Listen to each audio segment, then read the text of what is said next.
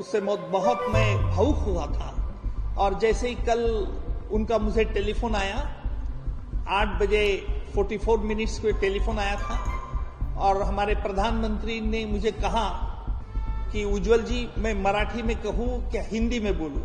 तो उन्होंने मुझे मराठी में पहले बात की और उन्होंने कहा, उज्जवल जी राष्ट्रपति महोदय आप पर एक जिम्मेदारी सौंपना चाहते हैं, क्या आप जिम्मेदारी ले सकते हैं? सबसे तो पहले मैं हमारी महाराष्ट्र की जनता, हमारी देश की जनता जो चाहती थी कि मेरा लोकसभा में डिफीट होना, जिनको तकलीफ दुख हुआ था, उस तकलीफ और दुख को आज हमारी राष्ट्रपति महोदया ने और प्रधानमंत्री जो पहले बार हमारे मोदी जी साहब पहली बार हमें मिले थे लोकसभा के कैंपेन में, तब उन्होंने जो विश्वास मेरे कंधे पर हाथ रख के जताया था, उससे बहुत मैं भावुक हुआ था।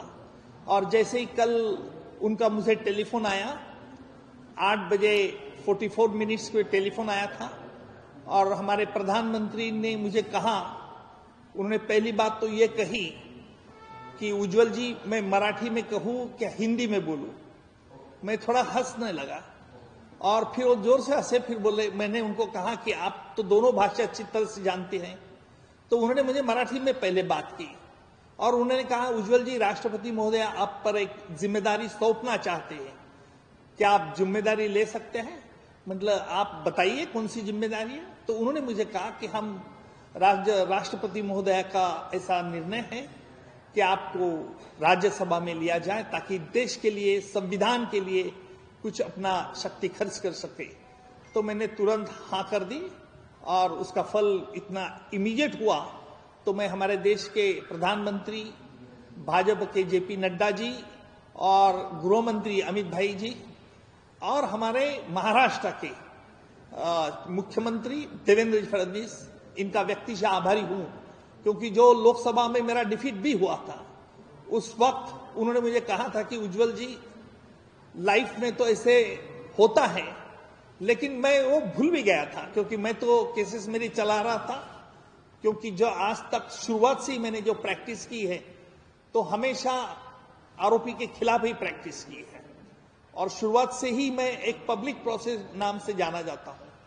और इसलिए जो देश के प्रति, जो हमारे संविधान के प्रति खिलाफ जो षड्यंत्र करते थे, जिनको बड़े बड़े मर्डर्स करते थे, उनके खिलाफ मैं मामला चला था।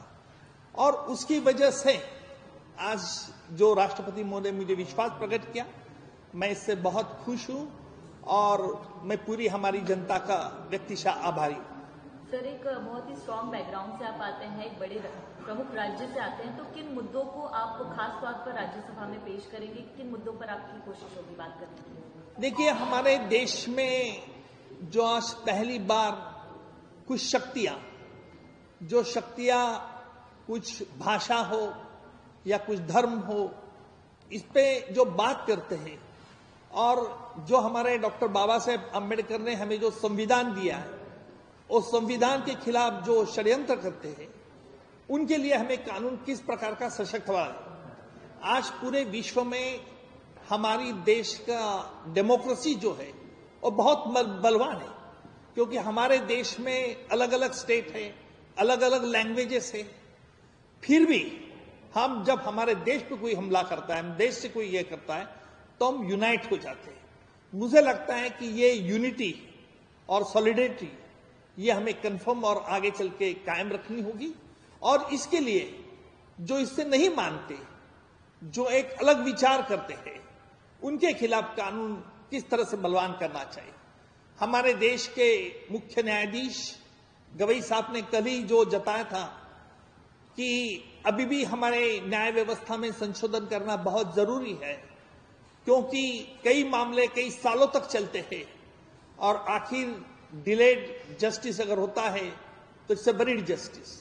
इसलिए क्या करना चाहिए, कानून में किस प्रकार का संशोधन लाना चाहिए, न्यायपालिका किस तरह से लोगों को लगना चाहिए कि हां, क्योंकि आज ही हमारा देश की न्यायपालिका सर्वश्रेष्ठ, इसमें कोई चारा नहीं।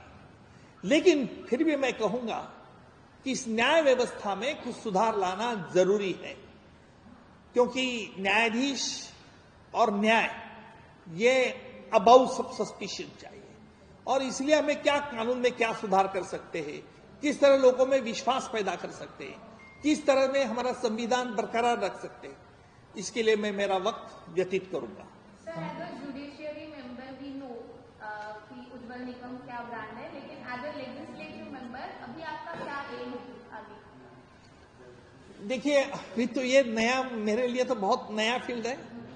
मैं एज ए स्टूडेंट के हैसियत से कुछ वक्त उधर गुजारूंगा, ताकि मेरी लिमिटेशंस क्या है, मुझे क्या करना है, इसका आने के बाद मैं जरूर आपसे शेयर तो करूंगा।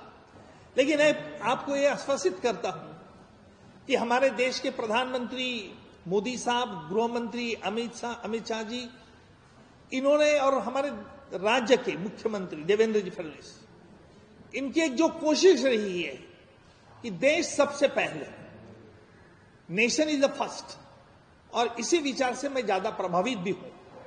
क्योंकि जब भी मैं दहशतगर्दी के खिलाफ केस चलाता हूं तो उनको ऑब्जेक्ट क्या है। जब 26/11 के हमले के बाद मैं खुद पाकिस्तान में गया था, हमने कहा कि जिन्होंने साजिश रची 26/11 की, उस साजिशकर्ता को अभी तक सजा नहीं हुई है।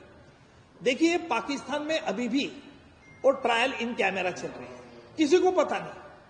हमने तो कसाब के खिलाफ ट्रायल ओपन कोर्ट में चलाई, और इतना ही नहीं तो कसाब के बचाव के लिए 2 वकीलों को भी नियुक्त किया गया था। हमारी जुडिशरी इतनी ट्रांसपेरेंट है, और वहां पाकिस्तान में जो सरकार चला रही है ट्रायल, उसके लिए वो कह रहे थे कि सबूत दो। उसके लिए हमने डेविड हेडली की गवाही ली, और डेविड हेडली के माध्यम के हमने उनका पूरा पर्दाफाश कर दिया।